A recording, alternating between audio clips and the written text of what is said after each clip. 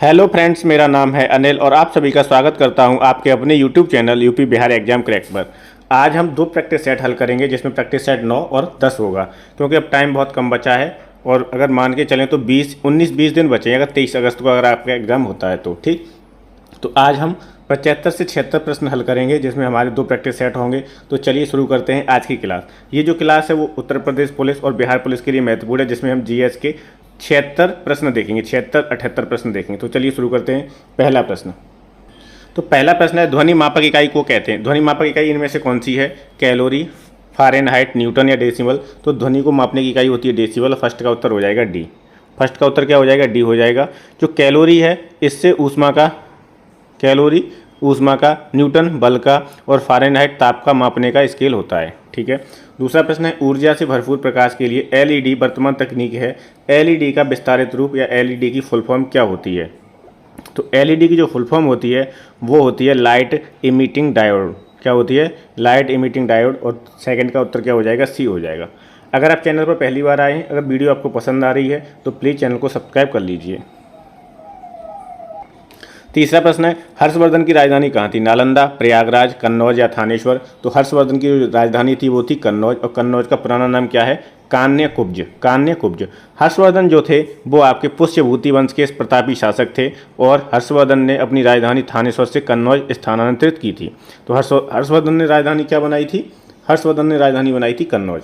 चौथा प्रश्न है, अजंता गुफाओं का निर्माण काल क्या है? गुप्त काल, मुगल काल, मौर्य काल या आधुनिक काल। अजंता गुफाओं का निर्माण हुआ था गुप्त काल में, और फोर्थ का आंसर हो जाएगा ए। क्या हो जाएगा? ए। पांचवा प्रश्न है, यमुना नदी के तट पर दीन पनाह शहर की नींव किसने रखी थी? अकबर ने, शाहजहां ने, हुमायूं ने या जहांगीर ने। तो दीन पनाह शहर की नींव रखी थी हुमायूं ने। ठीक। तो 5 का उत्तर हो जाएगा सी। यमुना नदी के तट पर दिल्ली में दीन पनाह शहर की मुगल काल के दूसरे बादशाह हुमायूं ने 1533 ईस्वी में नींव रखी थी। हुमायूं ने दीन पनाह पुस्तकालय की स्थापना की थी, और दीन पनाह पुस्तकालय की सीढ़ियों से ही लुढ़ककर इसकी मृत्यु हुई थी। ठीक। छठवां प्रश्न है, परमाणु संख्या 46 वाला एक तत्व आवधिक तालिका के पास किस ब्लॉक में से संबंधित है? S block, P block, F block या डी ब्लॉक। तो वो डी ब्लॉक से संबंधित होता है, और 6 का करेक्ट आंसर हो जाएगा डी। सातवां प्रश्न है, 18 कैरेट में शुद्ध सोना पाया जाता है, कितना पाया जाएगा? 50%, 75, 60 या 100। तो जो सबसे शुद्धतम होता है वो होता है 24 कैरेट। कितना होता है? 24 कैरेट। अगर 18 कैरेट में शुद्ध सोना पूछ रहा है तो कितना हो जाएगा? 75%। कितना पाया जाता है? 75। इसका सीधा सीधा ये है कि सबसे शुद्ध है वो 24 है। ठीक है। 100। अब देख लो, 18 पूछ रहा है तो 18 निकाल लो। ठीक। अगर पूछ रहा है 22 कैरेट में कितने परसेंट होगा, तो 18 की जगह 22 लिख दो। और 24 है तो भाई 24, जैसे 24 है, 24 में तभी तो होगा, 24 से 24 कट गया 100। 100% कब होगा? 24 कैरेट जो होता है वो सबसे शुद्धतम सोना माना जाता है। उसके बाद में आप निकाल सकते हो। 24 की वैल्यू 100% के बराबर है। अब जो भी पूछ रहा है 20%, 22, 18 सब बता सकते हो। ठीक। आठवां प्रश्न है, राष्ट्रीय उद्यान में सबसे अधिक एक सींग वाले गैंडे पाए जाते हैं किसमें? जिम कॉर्बेट में, रणथंभौर में, काजीरंगा में या बांदीपुर में। तो ये पाए जाते हैं जिम कॉर्बेट में। ठीक। और जिम कॉर्बेट कहाँ पर है? तो ये उत्तराखंड में है। रणथंभौर राष्ट्रीय उद्यान कहाँ पर है? रणथंभौर आपका पड़ेगा, रणथंभौर हो जाएगा आपका राजस्थान में, काजीरंगा हो जाएगा असम में, और बांदीपुर हो जाएगा कर्नाटक में। ठीक है। तो राष्ट्रीय उद्यान की अवस्थिति भी पता होनी चाहिए। 9वां प्रश्न है, भारत का अंतिम मुगल बादशाह कौन था? बहादुर शाह द्वितीय, बहादुर शाह प्रथम, औरंगजेब या जहांगीर। तो बहादुर शाह द्वितीय जो था वो मुगल बादशाह था, अंतिम मुगल बादशाह था। कौन था? अंतिम मुगल बादशाह कौन था? बहादुर शाह द्वितीय। 9 का उत्तर हो जाएगा ए। अगर पूछ ले कि मुगल काल की, मतलब मुगल वंश की स्थापना किसने की थी, तो बाबर ने की थी। बाबर के बाद कौन आया? हुमायूं, फिर अकबर, फिर जहांगीर, फिर शाहजहां और फिर औरंगजेब। ठीक। 10वां प्रश्न है, भारतीय राष्ट्रीय कांग्रेस के नरमपंथी और चरमपंथी किस सत्र में विभाजित हुए थे? मतलब गरम दल और नरम दल वाले कब विभाजित हुए थे? तो वो हुए थे सूरत सत्र में, सूरत विभाजन में, सूरत अधिवेशन में। और सूरत अधिवेशन कब हुआ था? ये हुआ था आपका 1907 में। कब हुआ था? 1907 में हुआ था। तो ये भी तारीख आपको याद रखनी है। 11वां प्रश्न है, द्वितीय विश्व युद्ध के दौरान भारत का वायसराय कौन था? Lord Linlithgow, Lord Irwin, Lord reading या लॉर्ड आर्थर वेलेजली। तो द्वितीय विश्व युद्ध के दौरान भारत का वायसराय था वो लॉर्ड लिनलिथगो था। तृतीय विश्व युद्ध का जो कार्यकाल है वो 1939 से 1945 है, ठीक है, 1939 से 1945 है। और लिनलिथगो का कार्यकाल था 1936 से 1943। तो इसका उत्तर क्या हो जाएगा, लॉर्ड लिनलिथगो। 12वां प्रश्न है, राष्ट्रीय मानव संग्रहालय कहाँ पर स्थित है? मथुरा में, बस्तर में, भोपाल में या इम्फाल में? तो मानव संग्रहालय जो है वो है भोपाल में, और 12 का करेक्ट आंसर हो जाएगा सी। 13वां प्रश्न है, निम्नलिखित में से कौन सा अंग अप्रयुक्त या क्षतिग्रस्त बिंबाणु को हटाने में सक्षम है? अवटु ग्रंथि, अग्नाशय, तिल्ली या अस्थिमज्जा? तो वो है तिल्ली, और 13 का उत्तर हो जाएगा सी। तिल्ली को हम प्लीहा भी बोलते हैं। तिल्ली या प्लीहा मानव उदर में स्थित एक अंग है जो रक्त का संचित भंडार रखने के साथ साथ अप्रयुक्त या क्षतिग्रस्त लाल रक्त कोशिका आरबीसी को नष्ट करने या हटाने का कार्य करता है। इसीलिए आरबीसी को क्या बोलते हैं? आरबीसी को बोलते हैं कब्रगाह, आरबीसी का कब्रगाह बोलते हैं। इसलिए प्लीहा या तिल्ली को आरबीसी का कब्रगाह बोला जाता है। अगर पूछा जाए कि आरबीसी का कब्रगाह किसे बोला जाता है, तो तिल्ली या प्लीहा को, ठीक। और पावर हाउस किसे बोला जाता है? पावर हाउस, तो उसे पावर हाउस बोला जाता है माइटोकॉन्ड्रिया को। किसे? माइटोकॉन्ड्रिया को। 14वां प्रश्न है, पौधे में पानी के परिवहन के लिए संवहनी ऊतक कौन सा होता है? फ्लोएम, कोलेन कायमा, जाइलम या स्क्लेरेन कायमा? तो 14 का उत्तर हो जाएगा सी। जा से जल होता है, जा से जाइलम, ऐसे याद कर लो। और फा से फल होता है, फूड, फा से भोजन, फूड होता है, और जा से जल। तो फूड की बात आएगी कि भोजन को ले जाने के लिए कौन सा कार्य करता है, तो फ्लोएम कार्य करता है, ठीक है। और अगर पूछता है पौधे में पानी के परिवहन के लिए कौन सा ऊतक है, तो जाइलम है। दोनों याद रखने हैं आपको। 15वां प्रश्न है, विदेशी मुद्रा प्रबंधन अधिनियम कब लागू किया गया था? तो ये फैक्ट बेस्ड प्रश्न है। ये 1 जून 2000 को लागू किया गया था। कब? 1 जून 2000 में प्रभावी हुआ था ये, ठीक है। तो ये आपको याद रखना है। 16वां प्रश्न है, पूर्ण रूप से जीएसटी की सिफारिश किसके द्वारा की गई थी? कौन सी समिति के द्वारा? राजा चिलैया समिति, विजय केलकर टास्क फोर्स, जीएसटी परिषद या मनमोहन सिंह आयोग? तो विजय केलकर टास्क फोर्स के द्वारा किसकी सिफारिश की गई थी? जीएसटी की। और जो जीएसटी है जो आपका, वो एक अप्रत्यक्ष कर है। कैसा कर है? अप्रत्यक्ष कर है। अप्रत्यक्ष मतलब इनडायरेक्ट कर है। और ये कब लागू हुआ था देश में? तो 1 जुलाई 2017 को ये लागू हुआ था। जब आपका पिछली बार एग्जाम हुआ था पुलिस का, तो जीएसटी से प्रत्येक शिफ्ट में, चारों शिफ्ट में मतलब क्वेश्चन बना था। तो जीएसटी का पूर्ण रूप जीएसटी कब लागू हुआ था भारत में? तो 1 जुलाई 2017 को लागू हुआ था। किस समिति की सिफारिश पर? तो विजय केलकर समिति की सिफारिश पर। और ये कैसा कर है? तो ये अप्रत्यक्ष कर है, इनडायरेक्ट टैक्स है। 17वां प्रश्न है, चींटियों से हमले से फसलों की सुरक्षा के लिए निम्नलिखित में से किस कीटनाशक का प्रयोग किया जाता है? तो कपूर का प्रयोग किया जाता है। और 17 का उत्तर क्या हो जाएगा? ए। क्या हो जाएगा 17 का आंसर? ए। 18वां प्रश्न है, पश्चिम बंगाल की मुख्य फसल क्या है? चाय, चीनी, चावल या कपास? तो पश्चिम बंगाल की जो मुख्य फसल है वो चावल है, और सबसे अधिक जो उत्पादन होता है वो पश्चिम बंगाल में ही होता है। 19वां प्रश्न है, विश्व में सर्वाधिक बर्फ किस स्थान पर पाई जाती है? अंटार्कटिका में, ग्रीनलैंड में, भारत में या रूस में? तो इसका उत्तर हो जाएगा अंटार्कटिका में। विश्व में सर्वाधिक बर्फ अंटार्कटिका पर पाई जाती है, ठीक है। पृथ्वी के दक्षिण में स्थित है महाद्वीप उच्च वेग वाले ठंडे तूफानों से भरा हुआ है। 20वां प्रश्न है, किस नदी पर सुक्कुर बैराज स्थित है? गंगा, सिंधु, सतलज या महानदी? तो सुक्कुर बैराज स्थित है सिंधु नदी पर। और 20 का करेक्ट आंसर क्या हो जाएगा? बी, सिंधु नदी।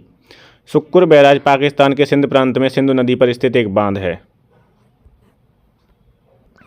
21वां प्रश्न है, भारत और श्रीलंका को कौन सा जल डमरू मध्य खाड़ी अलग करता है? मन्नार की खाड़ी, अकाबा की खाड़ी, मैक्सिको की खाड़ी या पाक जल डमरू मध्य? तो भारत और श्रीलंका को जो अलग करता है वो है पाक जल डमरू मध्य। ये भी प्रश्न इंपॉर्टेंट है, ठीक है। 22वां प्रश्न है, जोग जलप्रपात निम्नलिखित में से किस भारतीय राज्य में स्थित है? जोग जलप्रपात बहुत इंपॉर्टेंट है। गुजरात, कर्नाटक, मध्य प्रदेश या मेघालय? तो ये जोग जलप्रपात है वो आपका कर्नाटक में है। और किस नदी पर है? तो शरावती नदी पर है। किस पर नदी पे है? शरावती नदी पर है, ठीक है, याद रखना है। शरावती नदी पर है और कर्नाटक राज्य में अवस्थित है। इसकी ऊंचाई जो है वो 250 मीटर है। और इसका अन्य नाम है वो है गरसोप्पा जलप्रपात। क्या नाम है? गरसोप्पा जलप्रपात। 23वां प्रश्न है, शंघाई सहयोग संगठन का मुख्यालय कहाँ स्थित है? केप टाउन, बीजिंग, ब्राजीलिया या नई दिल्ली। तो 23 का उत्तर हो जाएगा बी, ये बीजिंग में है। कहाँ पर है? बीजिंग में। और 23 का आंसर हो जाएगा बी। 24वां प्रश्न है, कैनबरा निम्नलिखित में से किस देश की राजधानी है? तो आपको पता है कैनबरा किसकी राजधानी है? ऑस्ट्रेलिया की है। और 24 का उत्तर क्या हो जाएगा? डी हो जाएगा। कैनबरा किसकी राजधानी है? ऑस्ट्रेलिया की है। और ऑस्ट्रेलिया की जो मुद्रा है वो है आपकी डॉलर। क्या है मुद्रा? डॉलर है। तो 24 का आंसर हो जाएगा डी। 25वां प्रश्न है, नियॉन लैंप का आविष्कार किसने किया था? नियॉन लैंप का जॉर्जेस क्लाउड ने, सैमुअल कोल्ट ने, मार्टिन कपूर ने या विलियम पुलेन ने? तो नियॉन लैंप का जो आविष्कार किया था वो जॉर्जेस क्लाउड ने किया था। 25 का आंसर हो जाएगा ए। क्या हो जाएगा? ए। 26वां प्रश्न है, विंग्स ऑफ फायर पुस्तक के लेखक कौन है? विक्रम सेठ, एपीजे अब्दुल कलाम, अरुंधति रॉय और एमजे अकबर। तो विंग्स ऑफ फायर जो पुस्तक है वो है आपकी एपीजे अब्दुल कलाम की, और ये आपके पूर्व राष्ट्रपति हैं। ठीक है। और इन्हें क्या बोला जाता है? Missile man. इन्हें किस नाम से ये प्रसिद्ध हैं? मिसाइल मैन के नाम से प्रसिद्ध हैं। एक इनकी पुस्तक और है विजन 2020। क्या है पुस्तक का नाम? विजन 2020। और एक है विंग्स ऑफ फायर। और भी किताबें हैं इनकी, बहुत इंपॉर्टेंट हैं। अगर आप चाहो तो इनकी और पुस्तकों को देख सकते हो। 27वां प्रश्न है, जब संविधान को पहली बार अपनाया गया था तब इसमें कितने अनुच्छेद थे? तो तब इसमें थे 395 अनुच्छेद थे और 8 अनुसूचियाँ थीं। कितनी अनुसूचियाँ थीं? 8 अनुसूचियाँ थीं। लेकिन वर्तमान में अनुसूचियों की जो संख्या है वो है 12। कितनी अनुसूचियाँ हैं? 12 अनुसूचियाँ हैं। ठीक है। तो 27 का जो करेक्ट आंसर हो जाएगा वो हो जाएगा ए। 28वां प्रश्न है, हमारी प्रस्तावनाओं में स्वतंत्रता, समानता और बंधुता के आदर्शों को कहाँ से लिया गया है? फ्रांसीसी क्रांति, अमेरिकी क्रांति, रूसी क्रांति या गौरवशाली क्रांति? तो ये जो शब्द हैं स्वतंत्रता, समानता, बंधुता, ये फ्रांसीसी क्रांति से लिए गए हैं। और 28 का जो आंसर हो जाएगा वो हो जाएगा ए। 29वां प्रश्न है, भारत के राष्ट्रपति का चुनाव लड़ने के लिए न्यूनतम आयु कितनी होनी चाहिए? तो वो होनी चाहिए 35 वर्ष। ठीक है। एक चीज़ और याद रखनी है, संसद में लोकसभा होती है, लोकसभा का सदस्य बनने के लिए 25 वर्ष आयु होनी चाहिए। और राज्यसभा का सदस्य बनने के लिए आपकी उम्र 30 वर्ष होनी चाहिए। तो ये तीनों उम्र याद रखनी है आपको। 25 वर्ष लोकसभा सदस्य के लिए, 30 वर्ष राज्यसभा सदस्य के लिए, और राज्यपाल और राष्ट्रपति बनने के लिए 35 वर्ष होनी चाहिए। अब मैं पूछ लूँ आपसे, प्रधानमंत्री बनने के लिए उम्र कितनी होनी चाहिए? तो जब लोकसभा सदस्य जो होगा वो 25 वर्ष पर बन जाएगा तो लोकसभा सदस्य ही क्या बनता है? प्रधानमंत्री बनता है। तो प्रधानमंत्री बनने के लिए उम्र कितनी होनी चाहिए? कम से कम 25 वर्ष। ठीक। 30वां प्रश्न है, उत्तर प्रदेश में संपूर्णानंद संस्कृत विश्वविद्यालय कहाँ स्थित है? तो डॉक्टर संपूर्णानंद संस्कृत विश्वविद्यालय आपका वाराणसी में है। और इसकी जो स्थापना हुई थी वो 1791 ईस्वी में हुई थी। कब हुई थी? 1791 ईस्वी में। और 30 का करेक्ट आंसर हो जाएगा डी। 31वां प्रश्न है, प्रसिद्ध सितार वादक नवाब इनायत खान उत्तर प्रदेश के किस जिले से संबंधित हैं? नाम क्या है? इनायत खान। तो एटा, इटावा, औरैया या फिरोजाबाद? तो ये इनायत खान इटावा से संबंधित हैं। ई से याद कर लो, ई से इटावा, ई से इनायत खान। और 31 का करेक्ट आंसर हो जाएगा बी। 32वां प्रश्न है, गुप्त काल में टेराकोटा, पक्की मिट्टी, ईंटों से बना भीतरगांव मंदिर उत्तर प्रदेश के किस जनपद में है? कौन सा मंदिर है? भीतरगांव। और किससे निर्मित है? ईंटों से। तो चित्रकूट, कानपुर, गोरखपुर, वाराणसी? तो ये है आपका कानपुर में। और 32 का आंसर हो जाएगा बी। क्या हो जाएगा? बी। 33वां प्रश्न है, अखिल भारतीय सेवाओं के जनक के रूप में किसे जाना जाता है? सरदार वल्लभ भाई पटेल, लाल बहादुर शास्त्री, जे बी कृपलानी या जवाहरलाल नेहरू? तो अखिल भारतीय सेवाओं के जनक माने जाते हैं सरदार वल्लभ भाई पटेल। और 33 का आंसर हो जाएगा ए। क्या हो जाएगा? 33 का आंसर ए हो जाएगा। एक चीज़ और है कि अखिल भारतीय सेवाओं का किस अनुच्छेद में जिक्र है या किस अनुच्छेद में है? तो 312, आर्टिकल 312 में अखिल भारतीय सेवाओं। और अखिल भारतीय सेवाएं कौन कौन सी? IAS, IPS और IFS। ये 3 जो सेवाएं हैं वो आपकी अखिल भारतीय सेवाएं कहलाती हैं। 34 है, उत्तर प्रदेश में आयोजित काम्पिल मेला किस समुदाय से जुड़ा हुआ है? जैन धर्म, सिख धर्म, ईसाई धर्म या बौद्ध धर्म? तो 34 का उत्तर क्या हो जाएगा? ए। ये जैन समुदाय से संबंधित है। और ये कहाँ पर लगता है काम्पिल मेला? ये लगता है आपका फर्रुखाबाद में। कहाँ पर लगता है? फर्रुखाबाद में। ये भी आपको याद रखना है। नौचंदी मेला कहाँ लगता है? नौचंदी मेला लगता है आपका मेरठ में। कहाँ लगता है नौचंदी मेला? मेरठ में लगता है। ठीक है। और ये जो मेला है काम्पिल मेला, ये प्रतिवर्ष आयोजित होता है। 35वां प्रश्न है, उत्तर प्रदेश के किस शहर को पूर्व का ग्रास के नाम से जाना जाता है? तो उत्तर प्रदेश का जो कन्नौज है इसे हम पूर्व का ग्रास कहते हैं। किसे? कन्नौज को। और 35 का उत्तर हो जाएगा डी। उत्तर प्रदेश के कन्नौज शहर को पूर्व का ग्रास के नाम से जाना जाता है। वर्तमान काल में यह नगर गुलाब जल, इत्र एवं अन्य सुगंधित पदार्थों के लिए प्रसिद्ध है। ठीक है, किसके लिए प्रसिद्ध है? इत्र के लिए कन्नौज प्रसिद्ध है। तो 35 का उत्तर हो जाएगा डी। ये आपके 35 प्रश्न कंप्लीट हो गए हैं और प्रैक्टिस सेट 9 कंप्लीट हो गया है। अब हम देखेंगे प्रैक्टिस सेट 10। ठीक है, इसमें असल में क्या है, 3 जो प्रश्न हैं वो आपके पुराने हैं और करंट के प्रश्न हैं, तो उनका कोई मतलब बनेगा नहीं, फालतू में टाइम वेस्ट होगा आपका। करंट आपको जनवरी से लेके जुलाई तक की कंप्लीट करनी है, जनवरी से जुलाई, जनवरी 2024 से जुलाई 2024 तक की। ठीक, हो सकता है इसी में से आपका कल्याण हो जाए। तो चलिए हम प्रैक्टिस सेट 10 का अध्ययन करेंगे। तो अब हम देखेंगे प्रैक्टिस सेट 10 और इसमें भी हम 35 प्रश्न हल करेंगे। तो चलिए शुरू करते हैं। पहला प्रश्न है, दांतों की वर्धित इनलार्ज्ड छवि को देखने के लिए दंत चिकित्सकों द्वारा कौन सा लेंस मतलब कौन सा दर्पण प्रयोग किया जाता है? अवतल दर्पण, उत्तल दर्पण, बाईफोकल दर्पण या सादा दर्पण? तो ENT जो होते हैं, ENT ईयर, नोज और ये टीथ वाले ENT जो डॉक्टर होते हैं वो अवतल दर्पण का प्रयोग करते हैं। और फर्स्ट का आंसर क्या हो जाएगा? ए हो जाएगा। क्या हो जाएगा? ए। दूसरा प्रश्न है, प्रकाश वर्ष किसका मापन करता है? दूरी का, गति का, ऊर्जा का या भार का? तो एक प्रकाश वर्ष जो है वो दूरी की इकाई है, प्रकाश वर्ष जो है वो दूरी की इकाई है और ये लंबी दूरी को मापती है। ठीक, एक प्रकाश बराबर क्या होता है? 9.46 गुणा 10 की घात 15 मीटर। क्या होता है? एक प्रकाश वर्ष बराबर होता है 9.46 गुणा 10 की घात 15 मीटर। ये भी पूछा जा सकता है। एक प्रकाश वर्ष निर्वात में प्रकाश के द्वारा एक वर्ष में चली गई दूरी है। ठीक, तो ये आपका दूसरे का आंसर क्या हो जाएगा? ए। अच्छा, ध्वनि का मापक क्या होता है? ध्वनि को किस में मापा जाता है? तो डेसिबल में। किसमें? डेसिबल में। तीसरा प्रश्न है, सांची स्तूप का निर्माण किसने कराया था? चंद्रगुप्त मौर्य ने, बिंदुसार ने, अशोक ने या कौटिल्य ने? तो सांची का जो स्तूप है उसका निर्माण कराया था अशोक ने। थर्ड का आंसर हो जाएगा सी। अब मौर्य वंश की स्थापना किसने की थी? तो चंद्रगुप्त मौर्य ने की थी। चंद्रगुप्त मौर्य के बाद कौन आया? बिंदुसार आया और फिर तीसरे नंबर पर अशोक आया था। और मौर्य वंश का अंतिम जो शासक था वो था बृहद्रथ। कौन था? बृहद्रथ। तो ये ऐसा कोई भी जैसे वंश पढ़ते हैं आप तो अंतिम शासक भी आपको पता होना चाहिए। जैसे मुगल काल का जो पहला या संस्थापक कौन था? तो बाबर था। अंतिम शासक कौन था? तो बहादुर शाह जफर द्वितीय। ठीक है, ये भी याद रखना चाहिए। चौथा प्रश्न है, निम्नलिखित में से भारतीय नेपोलियन किसे कहा जाता है? तो भारत का नेपोलियन कहा जाता है समुद्रगुप्त को। और 4 का उत्तर हो जाएगा बी। 4 का उत्तर क्या हो जाएगा? बी हो जाएगा। चंद्रगुप्त प्रथम का उत्तराधिकारी था समुद्रगुप्त। समुद्रगुप्त को इतिहासकार स्मिथ है, एक स्मिथ इतिहासकार है, उसने क्या कहा है? भारत का नेपोलियन कहा है। 5वां प्रश्न है, किस मकबरे को अहमदाबाद का एक्रोपोलिस कहा जाता है? एक्रोपोलिस। लोधी गार्डन को, एतमादौला का मकबरा, हुमायूं का मकबरा या सरखेज रोजा? तो 5 का उत्तर हो जाएगा डी। सरखेज रोजा को अहमदाबाद का एक्रोपोलिस कहा जाता है। 5 का आंसर क्या हो जाएगा? डी हो जाएगा। क्या हो जाएगा? डी हो जाएगा। अच्छा, अगर ये पूछ लिया जाए कि सरखेज रोजा जो है इसका निर्माण किसने कराया था? तो इसका निर्माण कराया था अहमद शाह के शासनकाल में हुआ था। मुगल शासक था एक अहमद शाह, उसके शासनकाल में इसका निर्माण हुआ था। 6वां प्रश्न है, कुएं का पानी शुद्ध करने के लिए गैस प्रयुक्त की जाती है, कौन सी? ऑक्सीजन, अमोनिया, क्लोरीन या नाइट्रोजन? तो कुएं का पानी हो या नॉर्मल पानी हो, कोई भी पानी हो, अगर पानी को शुद्ध करना है तो उसमें उपयोग होगी क्लोरीन गैस। कौन सी गैस प्रयुक्त होती है? क्लोरीन। और 6 का उत्तर हो जाएगा सी। 6 का उत्तर क्या हो जाएगा? सी हो जाएगा। 7वां जो प्रश्न है, पीतल मतलब किसका मिश्र धातु है? मतलब किन किन से मिलकर बना हुआ है? तांबा और टिन से, तांबा और जस्ता से, जस्ता और लोहा से, और तावा और लोहा से। तो मैंने तो ऐसे याद कर लिया था इसे, ताज। ऐसे याद कर लो, ताज। किसका ताज है? पीतल का ताज है। और ता से हो जाएगा तांबा और जा से हो जाएगा जस्ता। ठीक है, अब नहीं भूलोगे, याद बना रहेगा।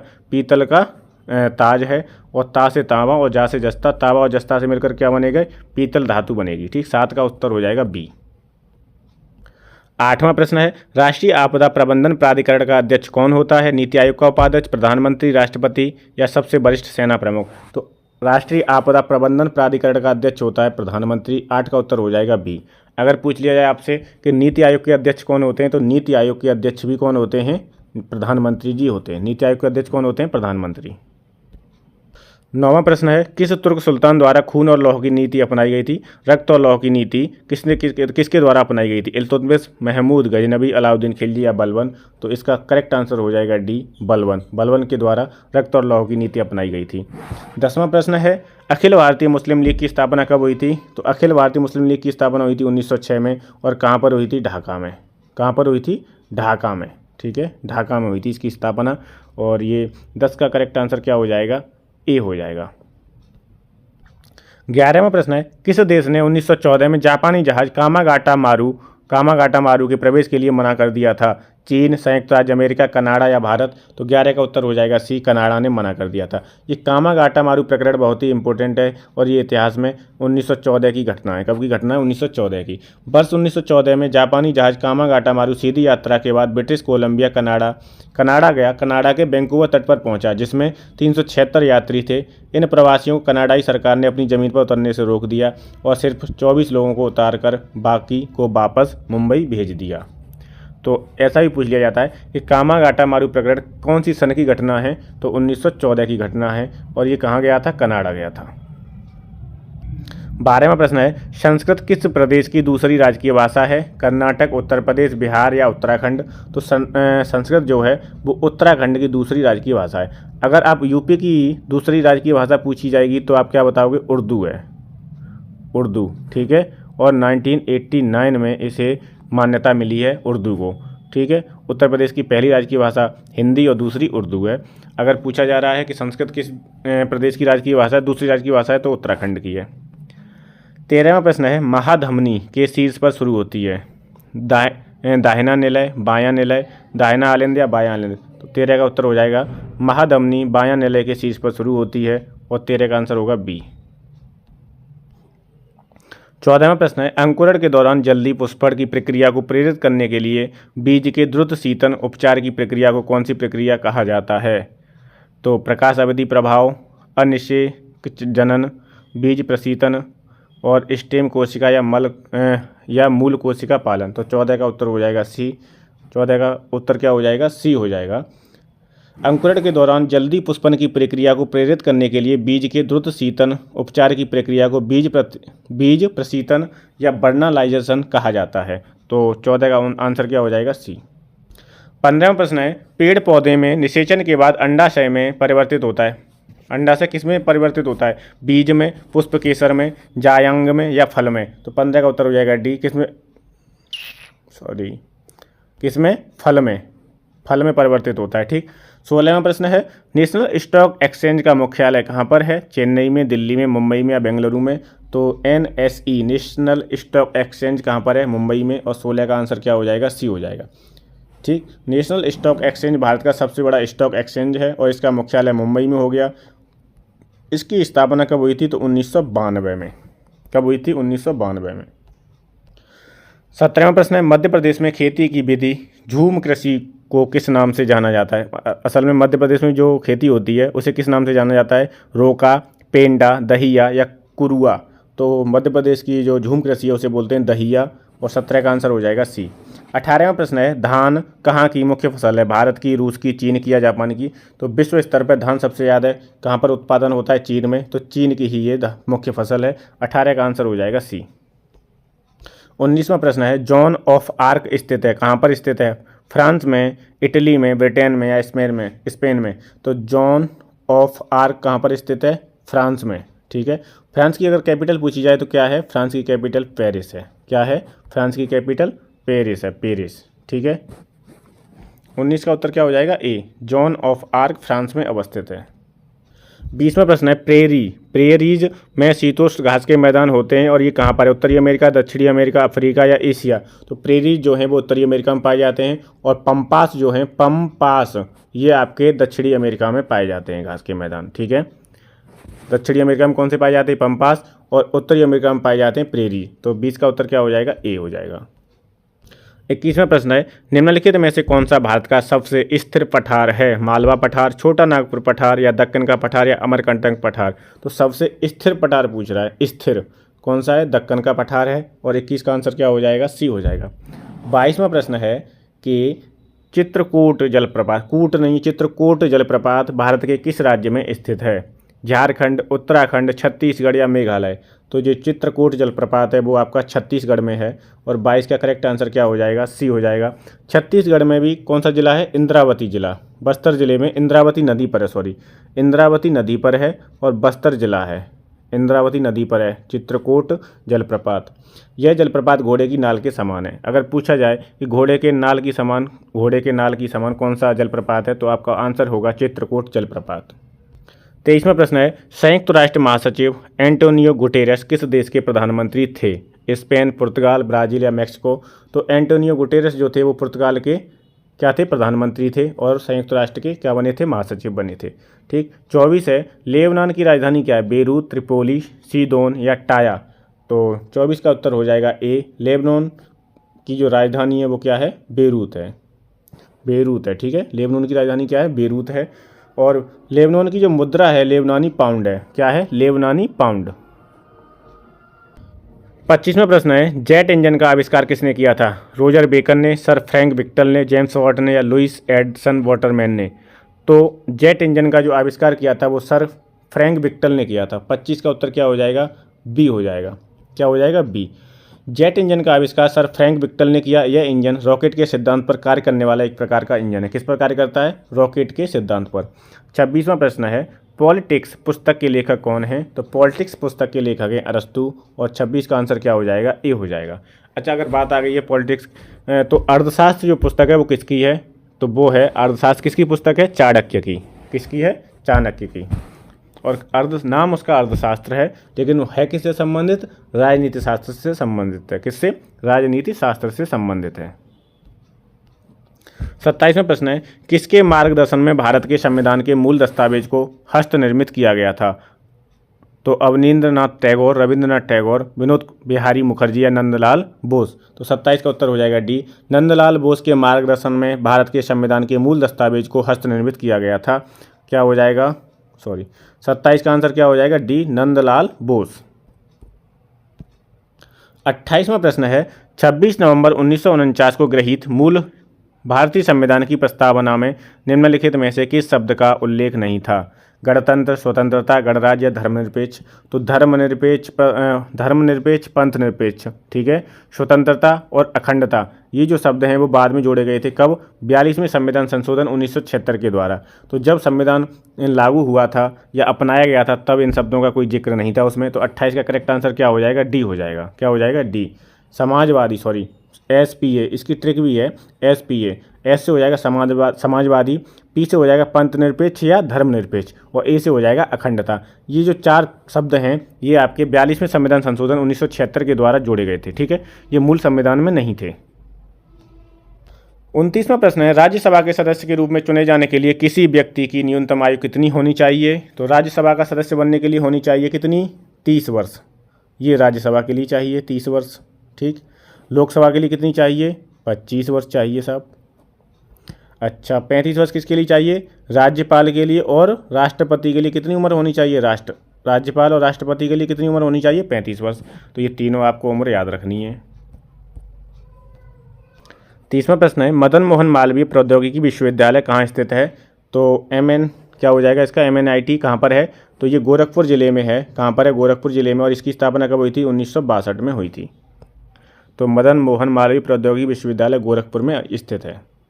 31वां प्रश्न है, 6ठी सदी BC के दौरान उत्तर प्रदेश के किन क्षेत्रों को चेदी कहा जाता था। चेदी, बुंदेलखंड को, अवध को, अंग को या अवंती को।